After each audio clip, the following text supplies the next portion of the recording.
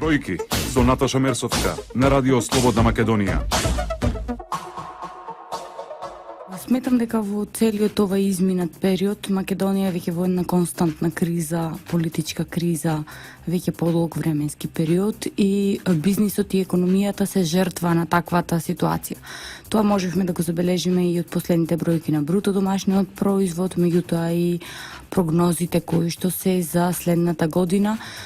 Сепак политичката криза влие и си го зема својот данок.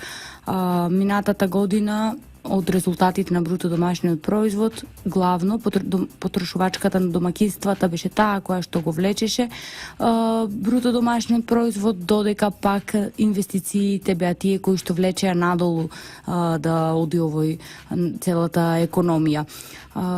Очекуваме дека и оваа година ваквата политичка криза ќе се одрази повторно врз неизвестноста за инвестиции како врз домашните, така и врз странските инвеститори, посебно за оние подолгорочни инвестиции, и сето тоа повторно негативно ќе се одрази врз економијата. Тоа е еден од главните канали кои што целата оваа ситуација влијае. Меѓутоа исто така нецелосното функционирање на институциите, нецелосната економска атмосфера влијае понатака бизнисот да биде воздржан, не само од инвестиции, меѓутоа и од некои идни планови и планирања.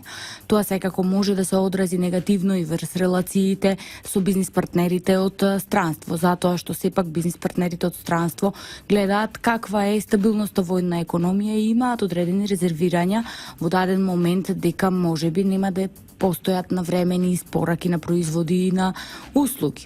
Она кое што на среден рок е многу позначајно и кое што треба да се дискутира е каде се реформите, економските реформи, во која насока се движат.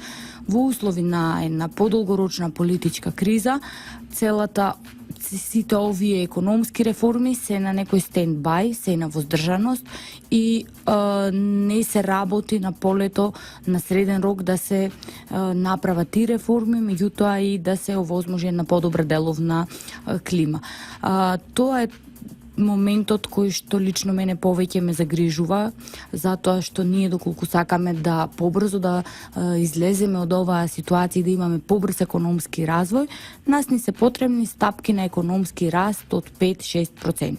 За да стигнеме до тие стапки 5-6%, меѓутоа во континуитет да постојат, потребна ни е добра деловна клима и сериозни економски реформи.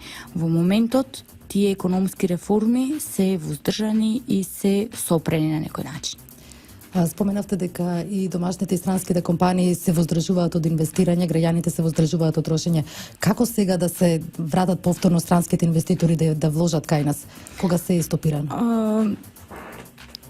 Тоа е едно потешко прашање, меѓутоа да кажам дека излезот од политичка криза е и решение.